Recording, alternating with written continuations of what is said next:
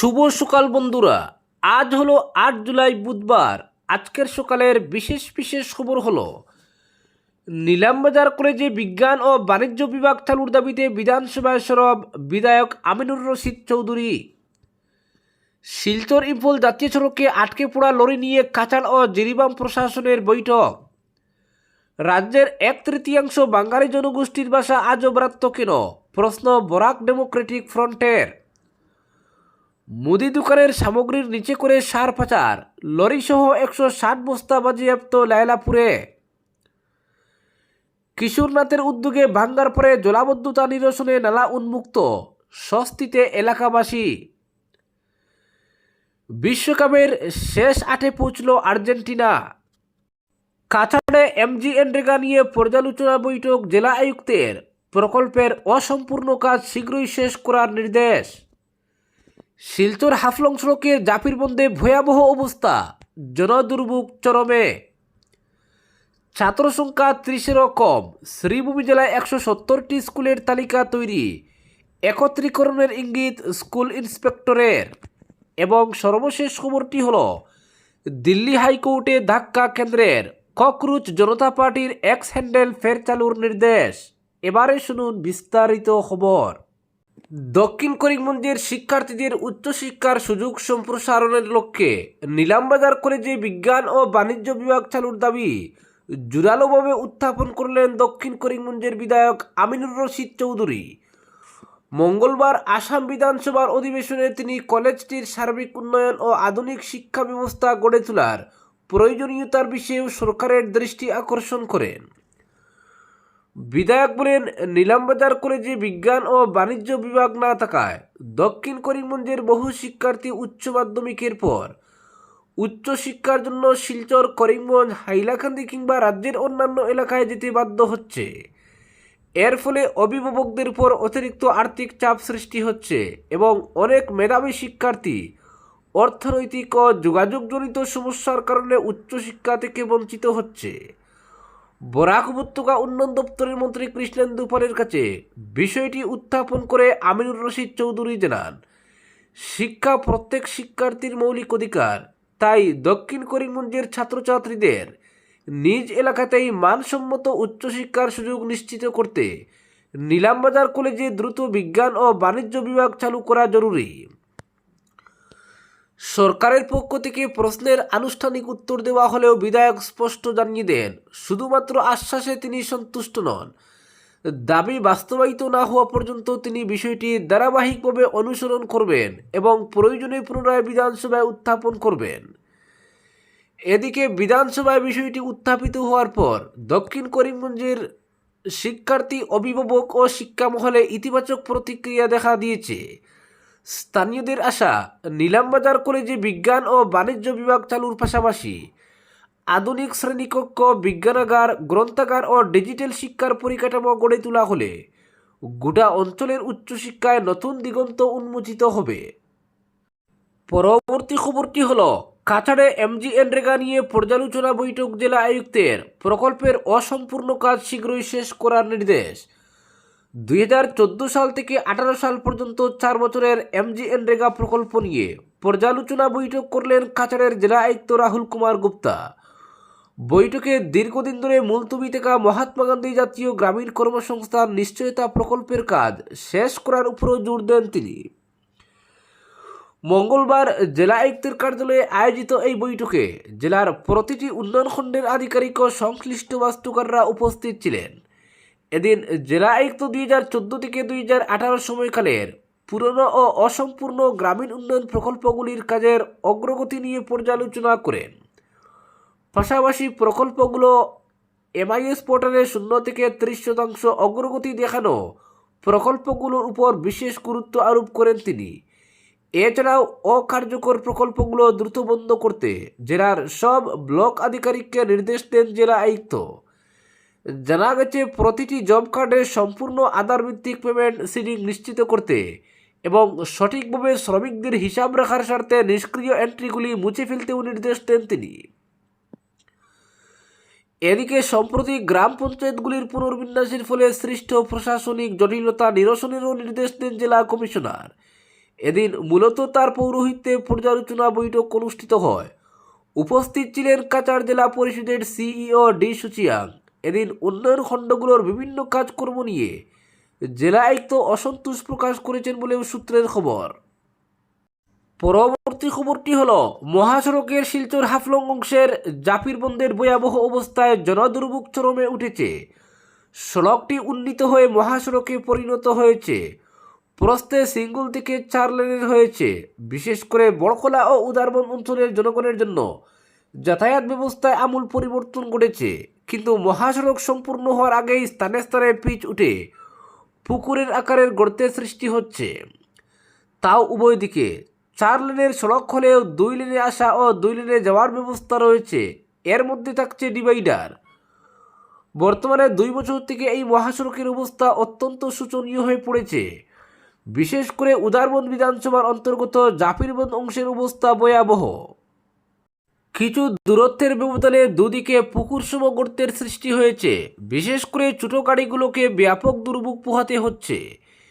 এমনও অভিযোগ আছে, এই 2 দিকের অংশে প্রায়ই যানবাহন চলাচলে দুর্ঘটনা ঘটছে। এছাড়াও মহাসড়কের বড়খোলা থেকে মধুরা সেতু পর্যন্ত অংশে স্থানে স্থানে পিচ উঠে যান চলাচলে বিঘ্ন ঘটছে।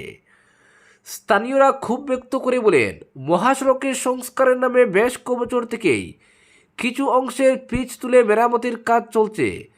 কাজ হলেও আবার অল্প দিনের মধ্যে পিচ উঠে পুনরায় গর্তের আকার হচ্ছে।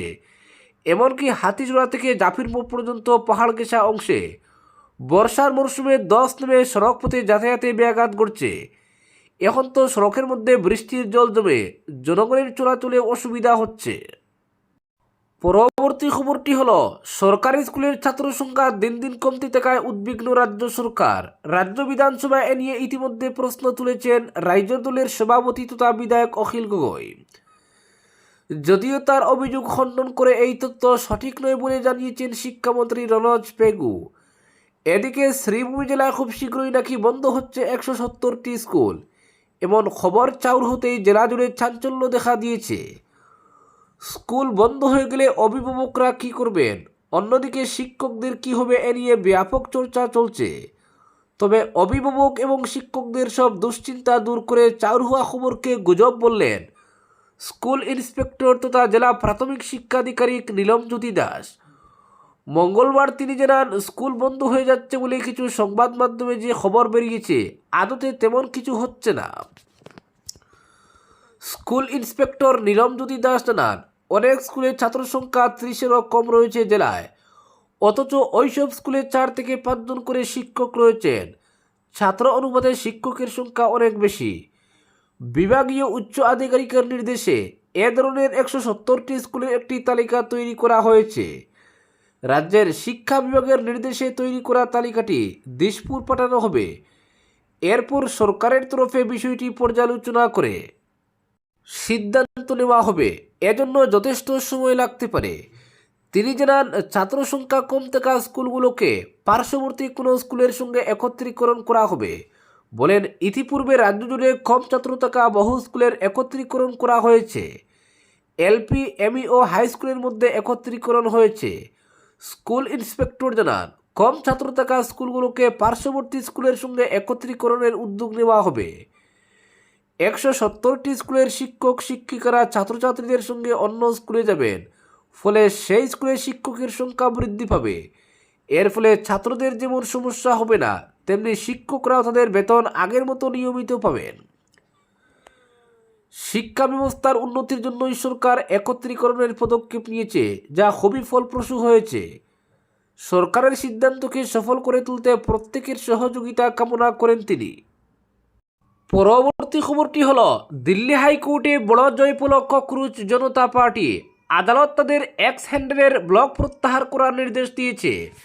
বিচারপতি স্বর্ণকান্ত শর্মার বেঞ্চ জানিয়েছে, নিট পরীক্ষার সময় শিক্ষার্থী ও অভিভাবকদের মধ্যে বিভ্রান্তি তৈরি হতে পারে। এই আশঙ্কা কেন্দ্র হ্যান্ডেলটি বন্ধ করেছিল। কিন্তু যেহেতু পরীক্ষা ইতিমধ্যেই শেষ হয়েছে, তাই এই যুক্তি আর প্রাসঙ্গিক নয়। ককরোচ জনতা পার্টির প্রতিষ্ঠাতা অভিজিৎ দীপক আদালতের দ্বারস্থ হয়েছিলেন হ্যান্ডেল পুনরায় চালুর দাবিতে। শুনানিতে কেন্দ্রের সলিসিটর জেনারেল তুষার মেহতা জানান, পরীক্ষার সময় তাদের পোস্ট বিশৃঙ্খলা তৈরি করতে পারে এমন সম্ভাবনা থাকায় তাদের এক্স হ্যান্ডেল ব্লক করা হয়েছিল। তবে আদালত স্পষ্ট করে দেয় এখন আর সেই কারণ কার্যকর নয়, ফলে ককরোচ জনতা পার্টির এক্স হ্যান্ডেল ফের চালু করার নির্দেশ দেওয়া হয়েছে। এদিকে শিক্ষামন্ত্রী ধর্মেন্দ্র প্রধানের পদত্যাগ ও পরীক্ষায় দুর্নীতির বিরুদ্ধে জবাবদিহি দাবিতে যন্তর মন্তরে ককরোচ জনতা পার্টির আন্দোলন মঙ্গলবার 18তম দিনে পৌঁছেছে। আন্দোলনে যোগ দেওয়া সমাজকর্মী সুনম ওয়াংচুক তার অনশন কর্মসূচির 10ম দিন সম্পূর্ণ করেছেন। সিজেপি প্রতিষ্ঠাতা অভিজিৎ দীপক এক্সে পোস্ট করে জানান, ওয়াংচুক ইতিমধ্যেই 6 কেজির বেশি ওজন হারিয়েছেন এবং তার রক্তচাপ বেশ নিচে নেমে গেছে। তিনি প্রশ্ন তুলেছেন সরকার কবে জাগবে। প্রসঙ্গত, দেশ জুড়ে আলোচিত এই সংগঠন খাতায় কলমে রাজনৈতিক দল নয়, কিন্তু জনপ্রিয়তার নিরিখে বড় বড় দলকেও পিছনে ফেলেছে। অভিজিৎ দীপক কটাক্ষ করে লিখেছিলেন, বিজেপি নিজেকে বিশ্বের বৃহত্তম পার্টি বলে দাবি করে, কিন্তু ওদের টপকাতে আমাদের মাত্র 4 দিন লেগেছে। তার এই পোস্টের কয়েক ঘন্টার মধ্যেই হ্যান্ডেল উধাও হয়ে যায়। পরে কেন্দ্র দাবি করে অ্যাকাউন্টটি জাতীয় সুরক্ষার জন্য বিপজ্জনক। কিন্তু আদালতের নির্দেশে আবারও ককরোচ জনতা পার্টির ডিজিটাল উপস্থিতি ফিরে এলো। পরবর্তী খবরটি হলো, শেষ 8-এ আর্জেন্টিনা, দুর্দান্ত ম্যাচ। দ্বিতীয়ার্ধে খেলা ঘুরিয়ে শেষ 8-এ স্থান করে নিল বিশ্ব চ্যাম্পিয়ন আর্জেন্টিনা। 3-2 গোলে ইজিপ্টকে পরাজিত করে আর্জেন্টিনা। মঙ্গলবার আর্জেন্টিনা ও ইজিপ্টের মধ্যকার ম্যাচে শুরু থেকেই নাটকীয়তা দেখা যায়। ম্যাচের 15 মিনিটে ইয়াসের ইব্রাহিমের দুর্দান্ত হেডে প্রথমে এগিয়ে যায় ইজিপ্ট। ডান দিক দিয়ে আক্রমণ গড়ে তুলে হানি লিসান্দ্রো মার্টিনেজকে চাপে ফেলে ইজিপ্টের প্রথম কর্নার আদায় করেন। কর্নার থেকে বল ফিরে আসে আতিয়ার কাছে। তার নিখুঁত ক্রসে ইয়াসের ইব্রাহিম লিসান্দ্রো মার্টিনেজকে পিছনে ফেলে দুর্দান্ত হেডে বল জালে জোড়ান। বল সোজা জালের ডান দিকের উপরের কোণে ঢুকে যায়। আর্জেন্টিনার গোলরক্ষক এমিলিয়ানো মার্টিনেজ কোনো সুযোগই পাননি। এরপর পেনাল্টি পায় আর্জেন্টিনা। স্বাভাবিক প্রস্তুতির পর স্পট কিকে দাঁড়ান লিওনেল মেসি, তবে তার নেওয়া শটটি ডান দিকের নিচের কোণে গেলেও যথেষ্ট জোরালো ছিল না। ইজিপ্টের গোলরক্ষক সুবের সঠিক দিকে অনুমান করে দারুণ সেভ করে দলকে রক্ষা করেন। পরবর্তীতে আর্জেন্টিনার হয়ে ক্রিস্টিয়ান রোমেরো 79 মিনিটে, লিওনেল মেসি 83 মিনিটে এবং এনজো ফার্নান্ডেজ যোগ করার সময় গোল করেন। অন্যদিকে ইজিপ্টের দ্বিতীয় গোলটি আসে 67 মিনিটে মুস্তাফা জিকুর পায়ে। আজকের বিশেষ সংবাদ এখানেই সমাপ্ত।